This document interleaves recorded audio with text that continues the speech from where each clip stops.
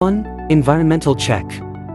Upon receiving the drone, inspect the drone's exterior, propellers, and body for any damage. If damaged, please contact after-sales service.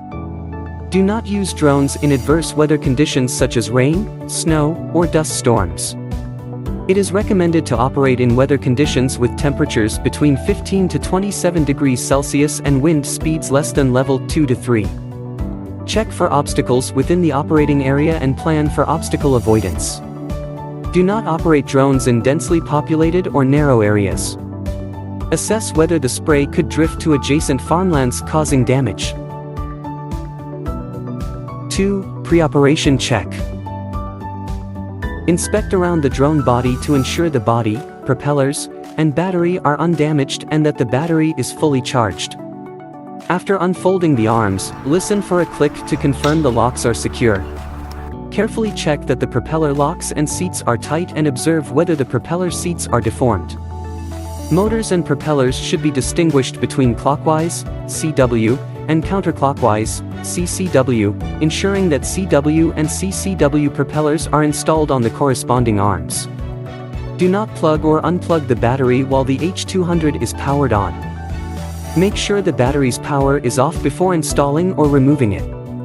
Ensure correct connection of the battery's positive and negative terminals during installation and charging. 3. Operational precautions. Select an open and flat area as the takeoff and landing point. Maintain a safe distance of more than 10 meters from personnel. Turn on the remote controller before power up the drone. Check the joystick mode, America hand or Japanese hand. Ensure the drone's satellite count is above 15 before marking waypoints to minimize positional inaccuracies. Power off the drone when marking waypoints. Due to the drone's weight and inertia, maintain a 10-meter distance when marking obstacles, and fly higher during operations to prevent mist spraying. Do not exceed the rated load capacity. In the first 15 days of a new H200 drone's operation, avoid heavy loads, recommended not exceeding 60 kilograms, to allow for motor and battery break-in and reduce the risk of crashes. Avoid operating under or near high-voltage power lines, as large currents can interfere with signals or cause the drone to be attracted upwards. Divide the plot into sections for operation under these conditions. Strictly adhere to this rule, as non-compliance could lead to severe consequences. 4. Post-operation maintenance. After each day's operations, thoroughly clean and maintain the drone.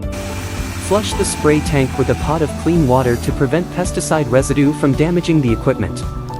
Wipe the drone's surface, especially the radar and receiver antennas, to prevent corrosion from the liquid and to ensure proper signal reception.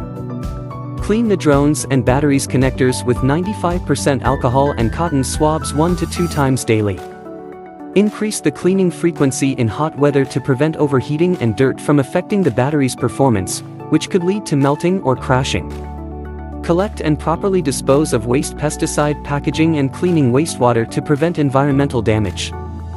Finally, fold up the drone.